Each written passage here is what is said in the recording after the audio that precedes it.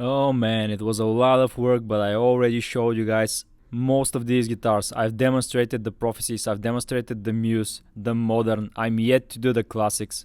You get the idea. I already showed you a lot of mid to high level Epiphones, but I haven't demonstrated the most important ones. The entry level guitars that beginners buy, the $200 range Specials E series. I'm gonna start by demonstrating the Les Paul Special Satin E1 Vintage Edition. I've actually just sold this one to a cool guy that wants to play Metallica on it. Here's the thing about these entry-level affordable guitars. Most retailers don't appreciate how important they are. For most people, it's gonna be their first guitar, their introduction to guitar playing. So let's see, is it suitable for Metallica? I'm gonna open up with the same riff I used to demonstrate the modern. Let's see if this $170 Special can play the new Metallica song.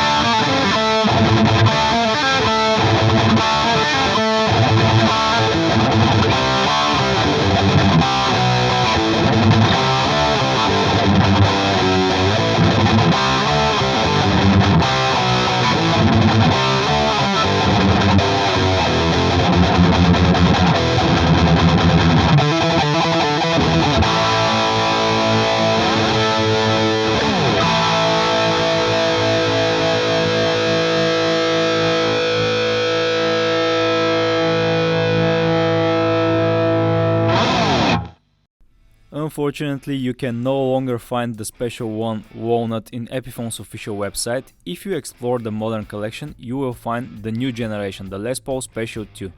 It is currently one of the most affordable Epiphone Les Pauls that you can buy.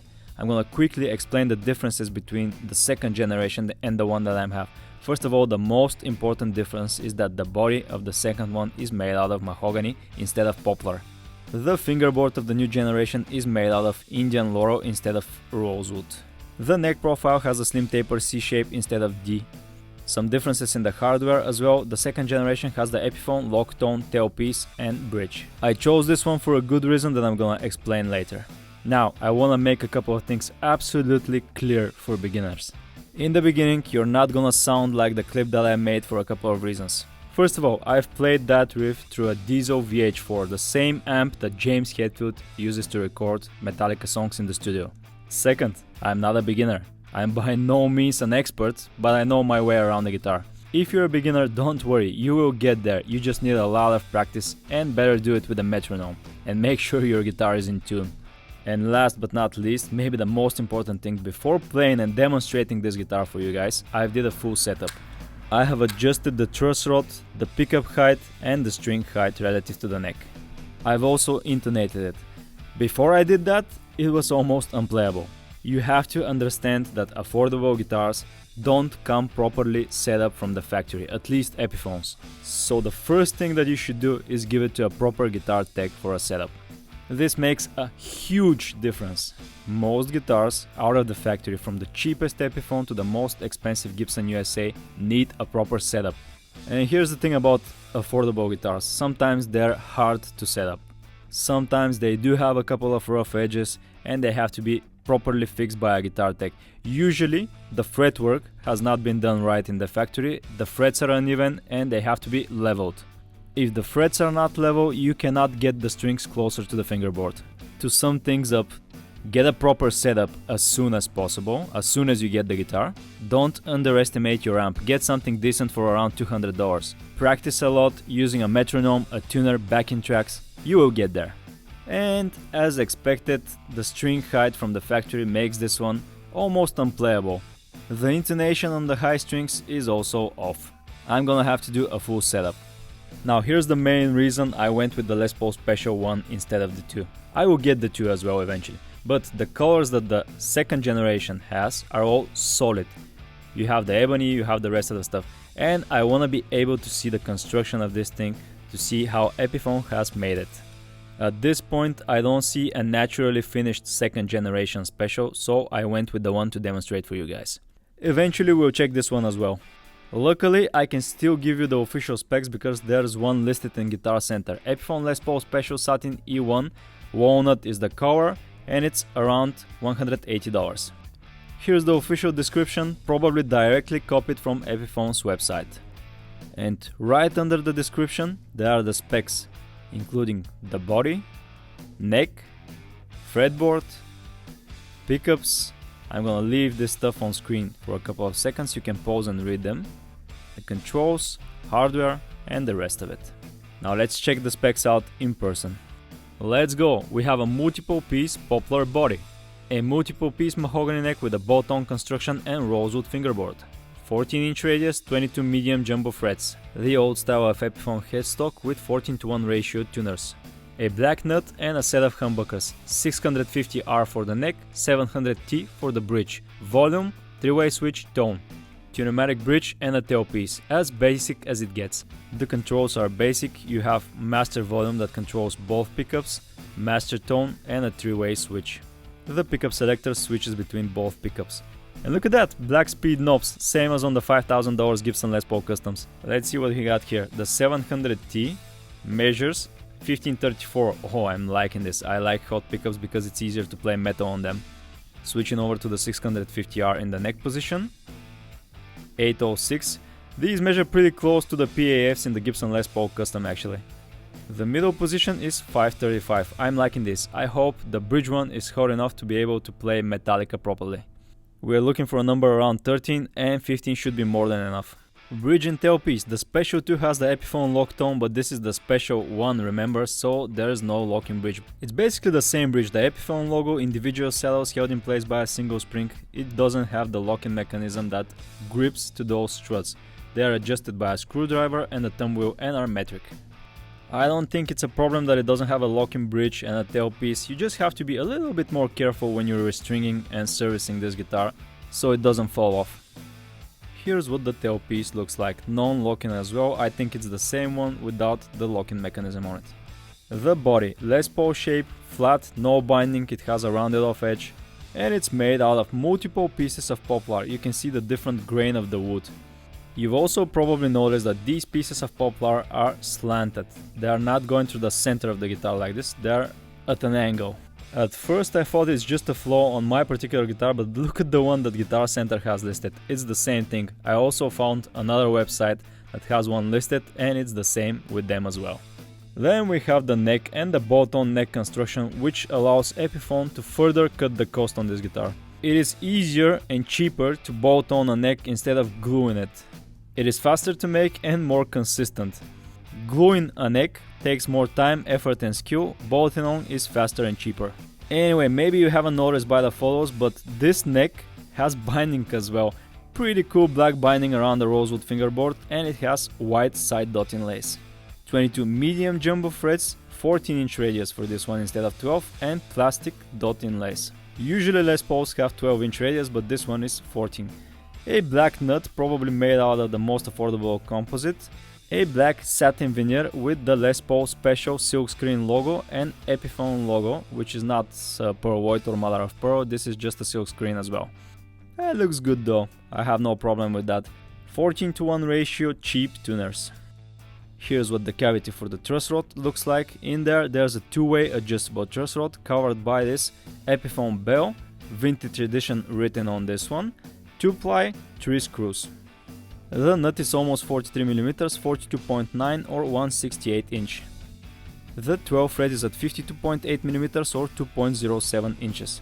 Thickness at the first fret 21.4mm or 0.84. Thickness at the 12th fret 23.2 or 0.91. The body thickness is 39.5mm or 1.55 inch, and it stays like that throughout the entire guitar. This is a flat top, not a curved top guitar like most Les Pauls.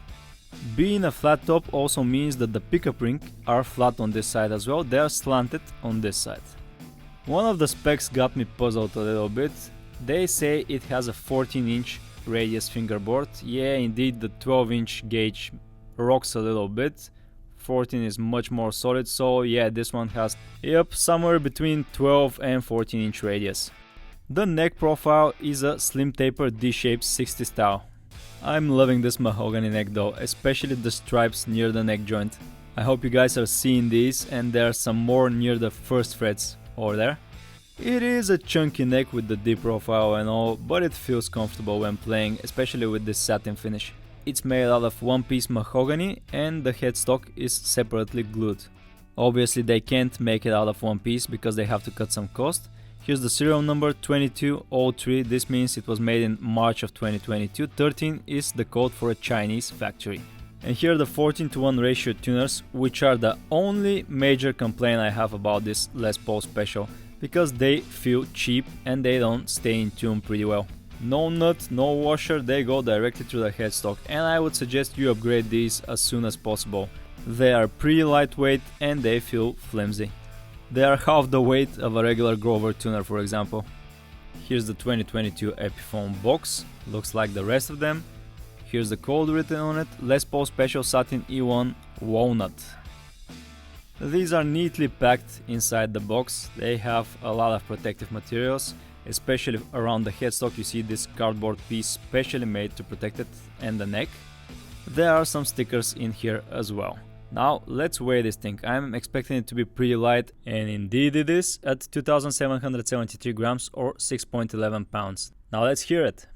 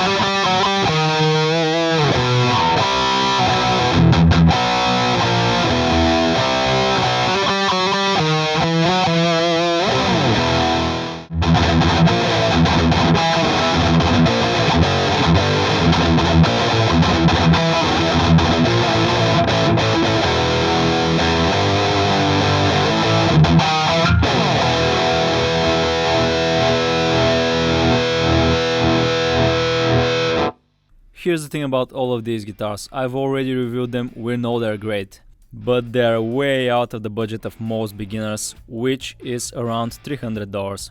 And I mean $300 for a guitar, amp, cable, probably a tuner. Obviously, for that kind of money you cannot get the Prophecies, the Moderns, the Muses and such. But the E1 and the Specials are directly aimed towards beginners. I wanted to find out if these are decent enough, are they playable, do they sound good? Because you see, the first guitar you buy is one of the most important, if not the most important one. It doesn't have to be the best, but it has to be decent. Luckily, from what I'm seeing so far, the Special Satin, the Studio, the Melody Maker, the HG are all good. I'm gonna review the rest of them as well. Now I wanna talk about the difference between the Special Satin and the Studio for a minute. Here the main differences between the Special Satin and the Studio. Obviously in the Studio you have 4 pots, 2 volumes, 2 tones, 4 separate controls for the pickups. The Special Satin has only 2 and a 3-way switch, which is not a huge problem. The proper position for the 3-way switch. This one has a flat top, this one has a curved Les Paul top. Gloss finish, satin finish. The body of the Studio is slightly thicker, so it has a little bit of a colorway near the bolt-on joint. It's for easier access to the high frets, doesn't have the plate for the bolt-on neck as well, here in the back.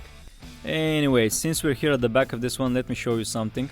I didn't show you the stickers on this one because it's already sold and the owner removed them, but here and here there used to be 2 of these stickers.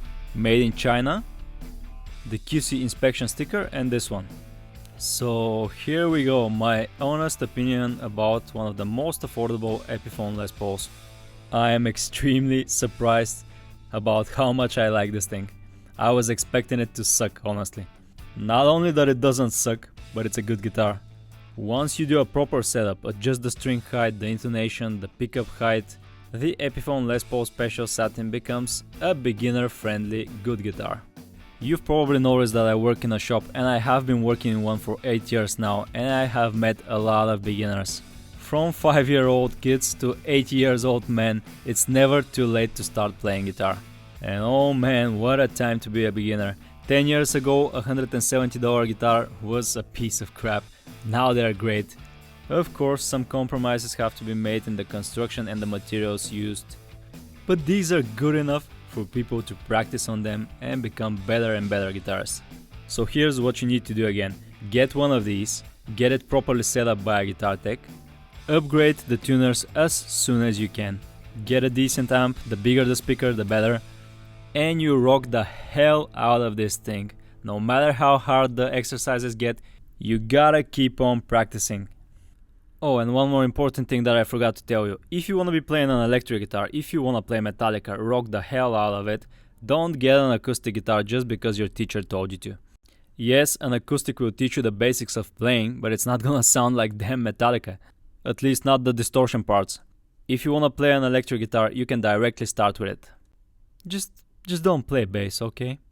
Nah, I'm kidding. Or am I?